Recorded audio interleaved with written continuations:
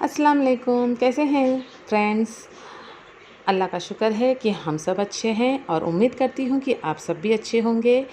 और चलिए हम अब शुरू करते हैं हमारी आज की रेसिपी, जो मैं बनाने जा रही हूँ बैंगन का भरता, जिसके साथ में हम बनाएंगे बाजरी की रोटी और एक स्पेशल चटनी, जिसको मैं आपको स्टेप बाय स्टेप बताऊंगी। आप प्लीज़ उसको फॉलो कीजिए एंड उससे पहले प्लीज़ आप मेरे चैनल को सब्सक्राइब कीजिए अगर आप नए हैं तो।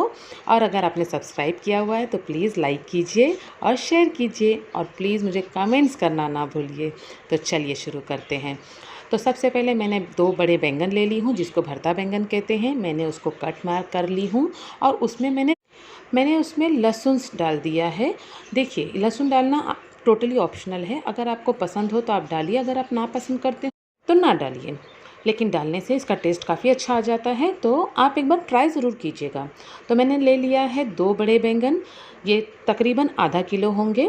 इसको मैंने कट मार कर लहसुन लगा दिया है और उस पर मैंने थोड़ा सा ऑयल, कुकिंग ऑयल लगाया है और उसको मैं अब भूनूंगी, क्योंकि बैंगन का जो भरता होता है उसका जो मेन टेस्ट होता है वो भूनने की वजह से आता है।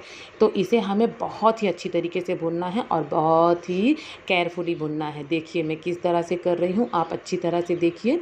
फास्ट गैस पर इसे भूनना है हमें और अच्छी तरह से भूनना है, हर एक तरफ घुमा घुमा कर भूनना है ताकि वो हर तरफ से पक जाए और अच्छी तरह से जो लहसुन हमने इसमें लगाया है उसका टेस्ट जो है इसमें अच्छी तरह से मेल्ट हो जाए, क्योंकि ये टेस्ट बहुत अच्छा लगता है। बिलीव कीजिए, आप एक बार बना कर देखिएगा, आप भी कहेंगे कि बहुत टेस्टी है। और फिर इसके बाद में मैं आगे आपको बताती हूँ कि इसको हम किस तरह से झटपट बनाएंगे, क्योंकि बैंगन का भरता बनाने में थोड़ा सा टाइम लगता है, लेकिन मैं बनाती हूँ तो उसमें मुझे बहुत ज़्यादा टाइम नहीं लगता है, क्योंकि मैं कोशिश करती हूँ जो भी रेसिपी बनाऊँ वो झटपट बनाऊँ। तो चलिए देखिए, ये दोनों बैंगन अब भून गए हैं अच्छी तरह से। मैंने गैस बंद कर दिया है, इसको अब हम ठंडा होने के लिए एक साइड में रख देंगे। मैंने आपको दिखाया है, सेम इसी तरह से भूनिएगा।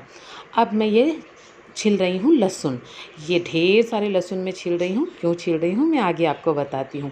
अब हम तैयारी करेंगे बैंगन के भरते में हमें जो जो चीज़ें लगेंगी वो किस तरह से कट करना है, कितनी क्वांटिटी में कट करना है आपको दिख रहा होगा। आप इतनी ही क्वांटिटी में लीजिएगा ताकि ये एकदम इनफ क्वांटिटी है। मैं डिस्क्रिप्शन बॉक्स में भी ये क्वांटिटी मेंशन कर दूंगी, तो आप वहाँ से भी ये चीज़ देख सकते हैं। तो देखिए, इसको हमें बहुत ज़्यादा बारीक नहीं करना है, मगर छोटे चंक्स करने हैं इसके, ताकि हमारे जो भरता है वो खाने में हमें ज़्यादा टेस्टी हो।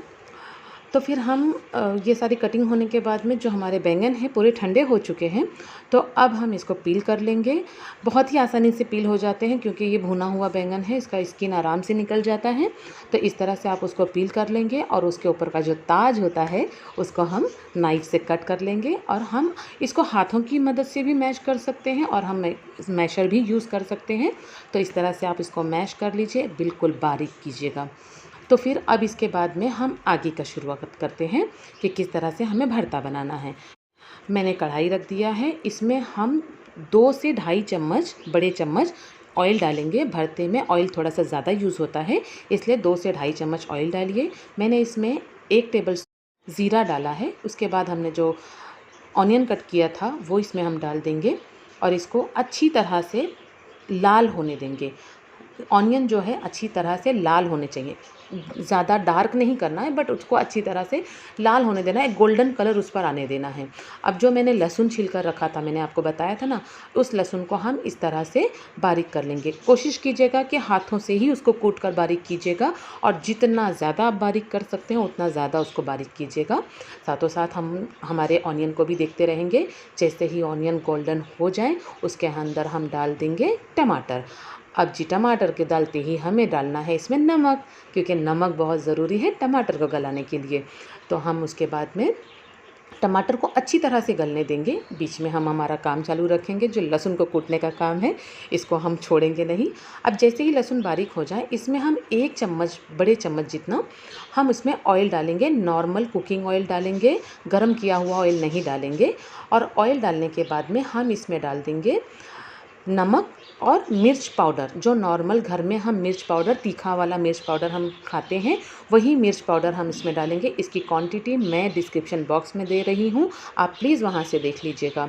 और साथ ही हम चेक करते रहेंगे हमारे टमाटर गल गए या नहीं। अब देखिए ये जो है हमारा रेडी हो चुका है, इसको हम साइड में रखेंगे।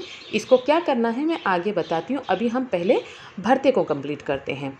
तो जैसे ही हमारा टमाटर अच्छी तरह से गल जाए, वो मैश होने लगे, अगर हम दबा कर देखें यानी वो कंप्लीट गल चुका है। अब इसमें हम डालेंगे मसाले।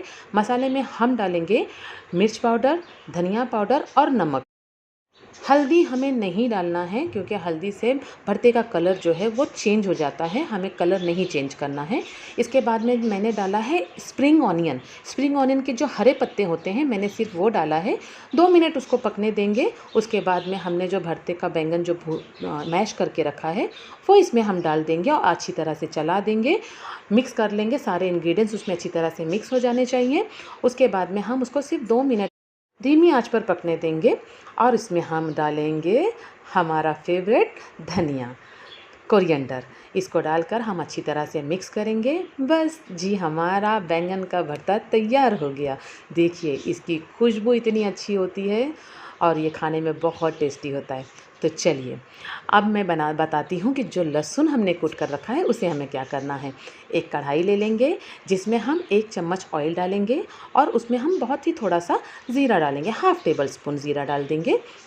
ज़ीरा जैसे ही क्रैक होने लगे, लाल हो जाए, हमने जो ये लहसुन की चटनी को जो कूट कर रखा है ये पूरा हम इसमें डाल देंगे। और ये जो हमारा कूटने का जो है इसमें हम थोड़ा सा पानी डालकर अच्छी तरह से उसको क्लीन करके वो पानी भी हम इस चटनी में डाल देंगे।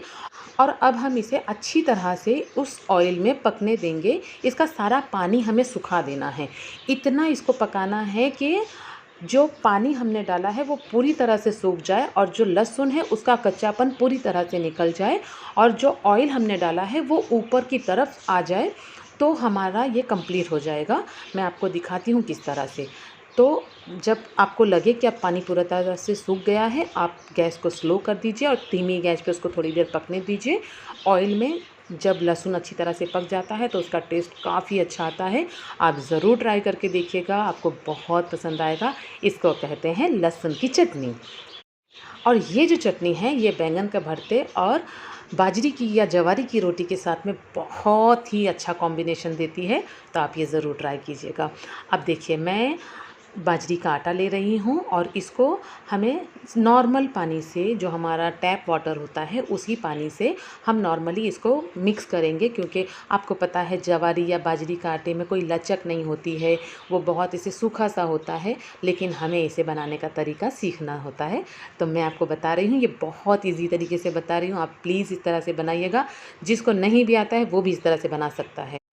तो चलिए अब मैं बताती हूँ कि इसको हमें किस तरह से बेलना है। हम बेलन से नहीं बेलेंगे, इसको हमें हाथ से बड़ा करना होता है। बाजरी और जवारी की रोटी को हाथ से बड़ा किया जाता है। देखिए मैं बता रही हूँ कि हमें थोड़ा सा आटा लेकर किस तरह से उसको मसलना है। बहुत अच्छी तरह से थोड़ा सा पानी डालकर उसको हमें हमारे पाम से मसलना है। और देखिए इसको हम रोटी के आटे की तरह गोला नहीं बनाते हैं, हाथों से घुमाते हुए हल्के हाथों से उसको गोला बनाते हैं। और हमने जो बाजरी का आटा सूखा वाला साइड में रखा था, उसी आटे की मदद से हम हाथों से इसको फैलाते हुए बड़ा कर लेंगे। शुरू में थोड़ी सी तकलीफ़ होती है, नहीं आता है तो, लेकिन आप कोशिश ज़रूर कीजिएगा, क्योंकि कोशिश करने वालों की कभी हार नहीं होती है, बस ज़रूर सीख जाते हैं। देखिए थिकनेस आप अपने हिसाब से रखिएगा रोटी की। अगर आप मोटा पसंद करते हो तो उसको मोटा रखिए, पतला पसंद करते हो तो आप पतला कीजिए। मैंने मीडियम साइज़ बनाया है। अब हम इसको जैसे ही तवे पर डालेंगे, हाँ ये याद रखिए कि बाजरी या जवारी की रोटी बनाने के लिए आप लोखंड के तवे का इस्तेमाल कीजिए, अगर आपके पास हो तो। उसमें इस रोटी की टेस्ट जो बढ़ती है वो मैं बता नहीं सकती हूँ, आप खा कर देखिएगा। तो चलिए मैं आपको बता रही हूँ, मैंने रोटी को तवे पर डाला, उसके ऊपर मैंने थोड़ा सा पानी छिनका। अब जब तक वो पानी जो ऊपर मैंने उसके ऊपर डाला है वो पूरी तरह से सूख ना जाए तब तक हम रोटी को नहीं पलटेंगे। और जब हम सूख जाएगा, हाथ से टच करके देखेंगे, और वो पानी सूखने के बाद में हम उसको एक स्पैचुला की मदद से उसको पलट देंगे। अब हम इसको आराम से धीमी आंच पर सेकने देंगे। अच्छी तरह से सेकेंगे क्योंकि बाजरी जवारी जब हम बनाते हैं तो उसको सेकने के लिए थोड़ा सा टाइम लगता है, तो उसको हम अच्छी तरह से सेकेंगे। लेकिन जो टाइम लगता है और उसके बाद में जो उसका टेस्ट आता है वो तो लाजवाब होता है जी। तो आप प्लीज़ ज़रूर ट्राई कीजिएगा मेरी इस रेसिपी को, आप भी बहुत खुश होंगे, आपके घर वाले भी बहुत खुश होंगे।